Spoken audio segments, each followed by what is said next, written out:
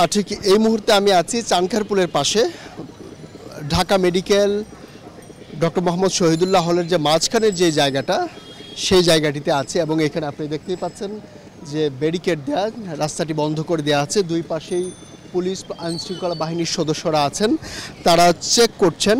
এখানে যারা আসা যাওয়া করছেন তাদেরকে চেক করে বিশ্ববিদ্যালয়ের ভিতরে ঢুকতে দিচ্ছেন। কোনো সন্দেহভাজন হলেই তাদেরকে ব্যাগ ট্যাগ পরীক্ষা করে, পরীক্ষা নিরীক্ষা করে, শরীর পরীক্ষা করে তারপর তাদেরকে ঢুকতে দিচ্ছেন।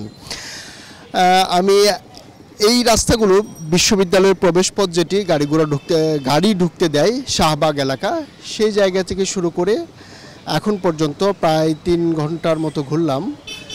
এখন দুপুর 12টার কিছু বেশি সময়। তো এই সময়টিতে দেখলাম যে বিশ্ববিদ্যালয়ের পরিস্থিতি একেবারেই ফাঁকা,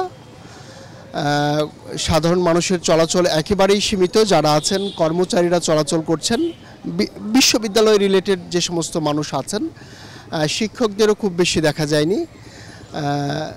আর গাড়িগুড়াও যেগুলো চলছে সেগুলো হচ্ছে প্রক্টোরিয়াল বডির গাড়ি এবং আইনশৃঙ্খলা বাহিনীর সদস্য। আমি ঢোকার পথে প্রত্যেকটি প্রবেশপথে পুলিশ সদস্যরা তো আছেন, এর পাশাপাশি টিএসসিতে আমি দেখলাম যে আনসার বাহিনীর সদস্যরা আছেন এবং পাশাপাশি বিজিবির সদস্যরা, বিজিবির বেশ কয়েক প্লাটুন, প্রায় 3 প্লাটুনের মতো বিজিবি আমরা দেখেছি। সেটি ভিসির বাসভবনের পাশে কলা ভবনের সামনের যে সড়ক, সেই সড়কটিতে অবস্থান করছেন।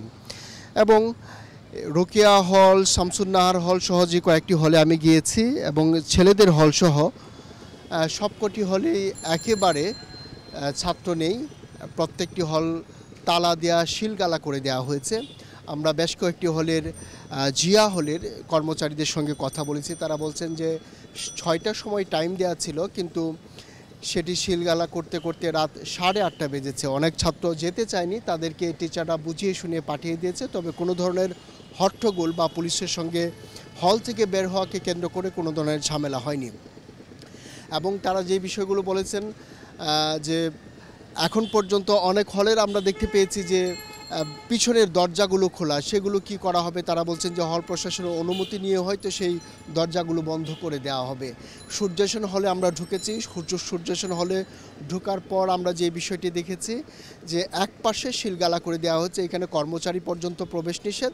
শুধু কর্মচারীদের প্রয়োজনীয় থাকার জায়গা বা বসার জায়গা, যেই জায়গাগুলোতে তারা আসা যাওয়া করতে পারবে সেই জায়গাগুলো খুলে দেওয়া আছে এবং সেই গেটের কলাপসিবল গেটের তালাটা খোলা। এছাড়া বঙ্গবন্ধু হল, তারপর কাজী কবি জসিমউদ্দিন হল সহ যে সমস্ত আবাসিক হল রয়েছে বিশ্ববিদ্যালয়ের, এই পাশে 21 হল, শহীদুল্লাহ হল, স্যার ফজলুর রহমান হল, শেরে বাংলা ফজলুল হক হল, প্রত্যেকটি হলের চিত্র একই রকম। এখানে কোনো ধরনের কোনো ছাত্র নেই, সব ছাত্র হল ছেড়ে গেছেন। এবং এখন পর্যন্ত যে কোটা সংস্কার আন্দোলনের যারা করছিলেন তারা যে ক্যাম্পাসে এসেছেন এমন কাউকেও দেখা যায়নি। তবে আমরা অসমর্থিত সূত্রগুলো থেকে খবর পেয়েছি, যেহেতু তারা রাতে এখানে অবস্থান করছিল, পুলিশের সঙ্গে বাকবিতণ্ডা হচ্ছিল এবং এই আন্দোলন চালিয়ে যাওয়ার তারা ঘোষণা দিয়েছেন এবং শাটডাউনের ঘোষণা দিয়েছেন। সেই ক্ষেত্রে তারা হয়তো রাতে অবস্থান করার ফলে বিকেল নাগাদ, হয়তো দুপুর 2টা বা 3টার দিকে হয়তো তারা এই বিশ্ববিদ্যালয় অভিমুখে আবার আসতে পারেন। এই ধরনের খবর আমরা শুনতে পাচ্ছি, জানতে পারছি। তবে খবরগুলো খুব বেশি সমর্থিত সূত্র, বিশ্বস্ত সূত্র, সেগুলো কিন্তু নিশ্চিত করা যাচ্ছে না। তো এখন পর্যন্ত মোটামুটি এই ছিল বিশ্ববিদ্যালয় এলাকার পরিস্থিতি। সব কিছু ফাঁকা। আইনশৃঙ্খলা বাহিনীর সদস্য, বিজিবি, আনসার বাহিনীর সদস্যরা সবাই সতর্ক অবস্থানে রয়েছেন। প্রশাসন, বিশ্ববিদ্যালয় প্রশাসন সার্বক্ষণিক বিশ্ববিদ্যালয় এলাকা প্রক্টোরিয়াল টিম গাড়ি দিয়ে টহল দিচ্ছেন যে কোনো ধরনের অপ্রীতিকর ঘটনা এড়ানোর জন্য। এই ছিল বিশ্ববিদ্যালয়ের সর্বশেষ পরিস্থিতি।